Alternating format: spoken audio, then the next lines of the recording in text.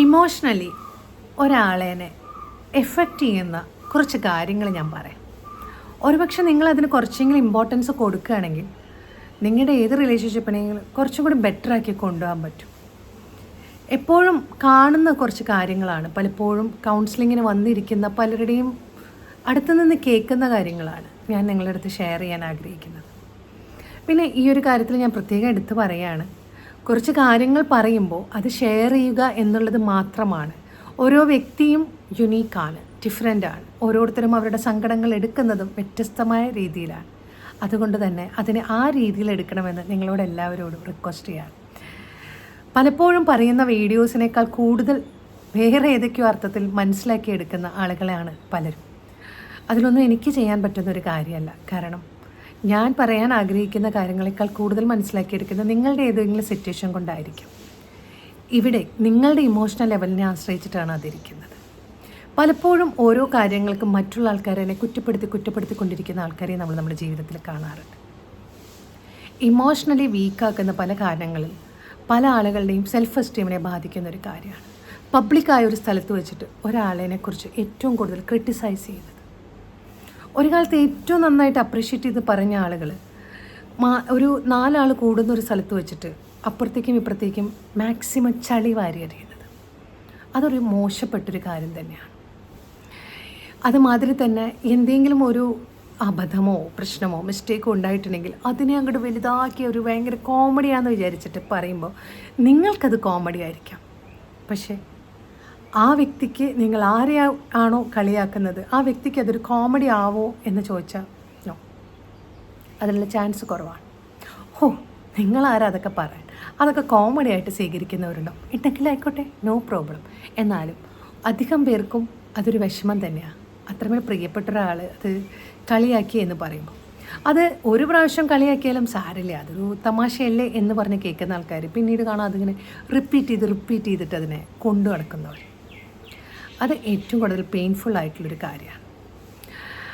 വേറൊരു കാര്യം എന്താണെന്ന് വെച്ച് കഴിഞ്ഞാൽ, ഞാൻ നേരത്തെ പറഞ്ഞ മാതിരി അവർക്ക് കുറച്ച് വിവരം കുറവാണോ അല്ലെങ്കിൽ എന്തിനെങ്കിലും ഒരു നോളജ് കുറവാണെങ്കിൽ ആ ഒരു കാര്യത്തിനെ മറ്റുള്ള ആൾക്കാരിലേക്കൊക്കെ എല്ലാവരിലേക്കും എത്തിക്കുന്ന ആൾക്കാരുണ്ട്. അത് ഏറ്റവും ബുദ്ധിമുട്ടാണ്. അവരുടെ വീട്ടിലാർക്കെങ്കിലും എന്തെങ്കിലും പ്രശ്നങ്ങളുണ്ടെങ്കിൽ ആ ഫാമിലിയിലത്തെ കാര്യങ്ങളെക്കുറിച്ചിട്ട് മറ്റുള്ള ആൾക്കാരോട് ഷെയർ ചെയ്യണത്, കളിയാക്കണത്, ഇത് ഇമോഷണലി ആൾക്കാരെ എഫക്റ്റ് ചെയ്യുന്നൊരു കാര്യം.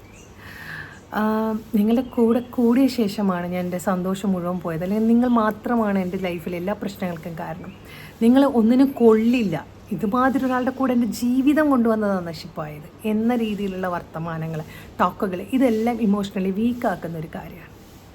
അങ്ങോട്ടും ഇങ്ങോട്ടും പരസ്പരം കുത്തി നോവിക്കാൻ വേണ്ടിയിട്ട് ചില വാചകങ്ങൾ കണ്ടെത്തുമ്പോൾ ആരും ചിന്തിക്കുന്നില്ലല്ലോ ഇതൊക്കെ അവരെ എങ്ങനെ എഫക്റ്റ് ചെയ്യണോ എന്താണെന്നൊന്നും. ചിലപ്പോൾ ഒട്ടും പ്രതീക്ഷിക്കാതെ ആയിരിക്കും ചില ആളുകൾക്ക് അതിനെ റിയാക്ട് ചെയ്യുന്ന രീതി. ഇപ്പോൾ ചില ആൾക്കാർക്ക് ഇതൊക്കെ കേൾക്കുമ്പോൾ അത് ഓക്കെ, അതിനെ ഓവർകം ചെയ്യാനുള്ള ഒരു ഇതുണ്ടാവുമായിരിക്കും. പക്ഷെ ചില ആൾക്കാർ ഭയങ്കര വീക്കായിരിക്കും. എന്നെ എന്നാലും ഇങ്ങനെ പറഞ്ഞില്ലേ, എനിക്കത് അത് സഹിക്കാൻ പറ്റില്ല. ഞാൻ എന്തുണ്ടെങ്കിലും ഞാൻ അത്രമാത്രം ചെയ്തിട്ട് അതിനെ ചോദ്യം ചെയ്യുന്ന രീതിയിൽ എന്നോട് പറഞ്ഞു അതെനിക്ക് സഹിക്കാൻ പറ്റില്ല എന്ന് പറയുന്ന ആൾക്കാരെ കാണാറുണ്ട്. അത് അവരുടെ ഒരു പ്രശ്നം കൊണ്ടാണ്.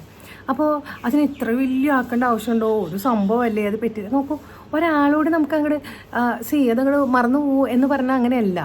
ആ മറക്കാൻ ആഗ്രഹിക്കണം എന്ന് ആ ആൾ ആഗ്രഹിക്കണം. പിന്നെ അത് അവരുടെ ഉള്ളിൽ നിന്ന് എത്രമാത്രം എന്താ പറയുക ആഴത്തിലുണ്ടോ അത് കളയുന്നതിന് അവർക്ക് ചിലപ്പോൾ ഒരു വെന്റിലേറ്റ് ചെയ്യേണ്ട ആവശ്യമുണ്ടാവും.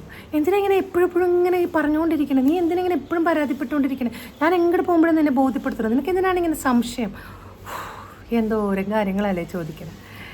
സ്നേഹമാണ്, പക്ഷേ അത് പ്രകടിപ്പിക്കുന്ന രീതികൾ അതാണ് പലപ്പോഴും കുഴപ്പമാണ്. പലപ്പോഴും പലരും ഇങ്ങനെ ഭയങ്കര ബുദ്ധിമുട്ടാക്കിക്കൊണ്ട് കാണാം. നമ്മളെപ്പോഴും ശ്രദ്ധിക്കേണ്ട ഒരു കാര്യം എന്ന് വെച്ചാൽ നമ്മുടെ മനസ്സിനെ നമ്മുടെ കൺട്രോളിലേക്ക് എത്തിക്കാൻ നമുക്ക് സാധിക്കണമെങ്കിൽ കുറച്ചൊക്കെ നമ്മൾക്ക് വേണ്ടിയിട്ടുള്ള സമയം മാറ്റി വയ്ക്കണം.